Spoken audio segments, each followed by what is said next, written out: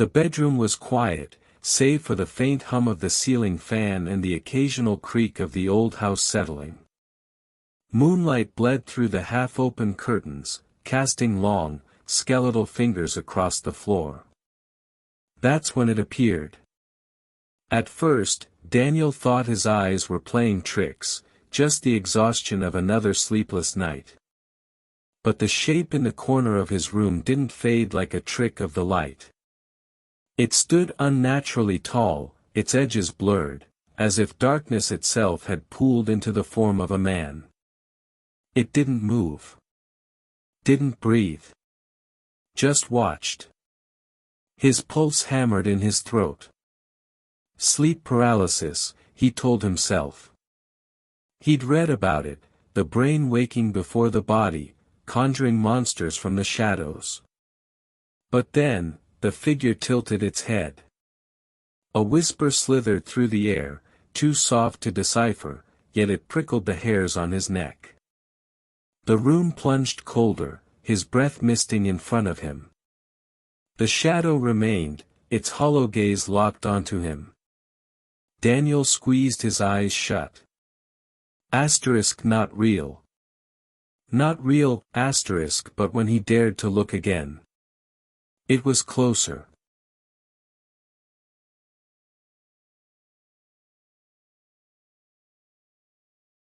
Daniel told himself it was just his imagination, until the shadow followed him into the kitchen.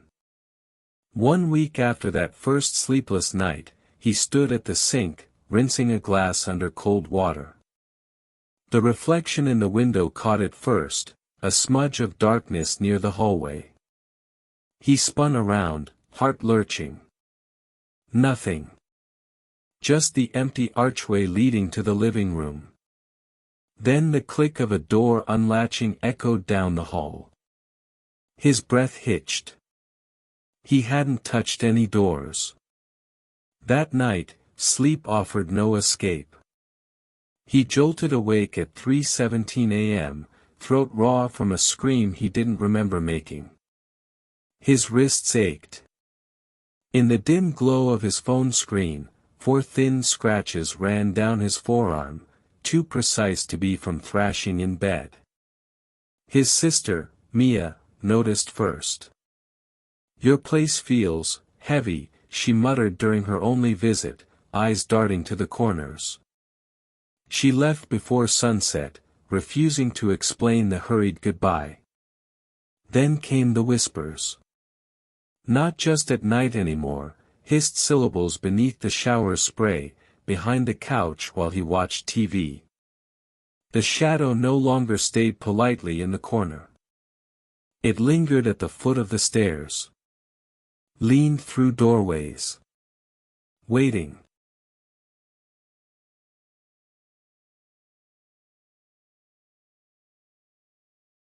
The air in Daniel's bedroom hung thick and stale, despite the open window. He lay rigid under the sheets, every muscle tensed, listening to the silence. The digital clock cast a sickly red glow, asterisk asterisk 3:03 a.m. asterisk asterisk. The witching hour. Then, asterisk asterisk a shift in the darkness asterisk asterisk. The shadow figure emerged from the corner, its form rippling like ink in water. This time, it didn't linger at a distance. It drifted toward the bed, its movements unnatural, as if gliding just above the floor. Daniel's breath came in shallow gasps, his fingers clutching the blanket like a lifeline. Asterisk don't move. Don't breathe. Maybe it won't see you, asterisk. But it did. The figure loomed over him, its featureless face hovering inches from his own. A rancid, metallic stench filled the air, decay and something older, something wrong. Then, a whisper, guttural and wet, directly into his ear. Mine. A jolt of electric terror shot through him as an icy hand clamped around his ankle, its grip searing like frostbite. He kicked wildly, screaming, but the fingers only tightened, dragging him down the mattress. By dawn, the marks were still there, 5 livid bruises in the shape of a skeletal hand.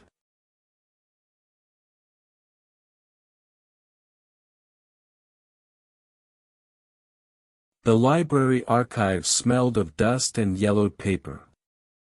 Daniel's fingers trembled as he flipped through brittle newspaper clippings from the 1970s.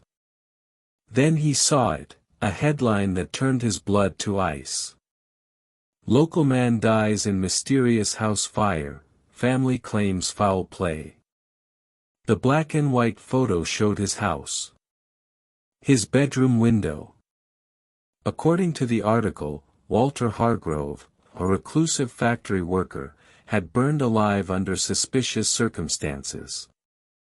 Neighbors reported hearing screams, but by the time firefighters arrived, only his charred remains were found, curled in the exact corner where the shadow first appeared. Worse still, rumors swirled that Walter had dabbled in something dark before his death. That evening, Daniel invited a medium, an older woman with sharp eyes that seemed to see through walls.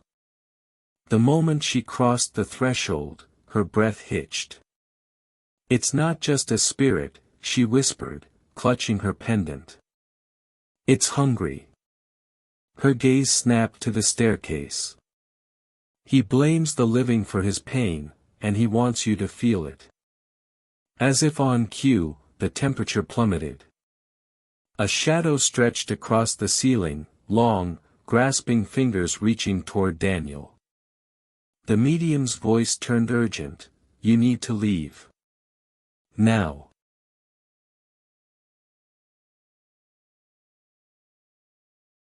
The house smelled of sage and burnt candle wax. Father Callahan's voice boomed through the rooms as he recited the exorcism rite, holy water flicking against the walls.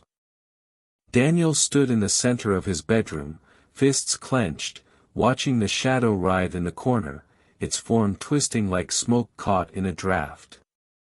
"By the power of the Holy Spirit, I command you."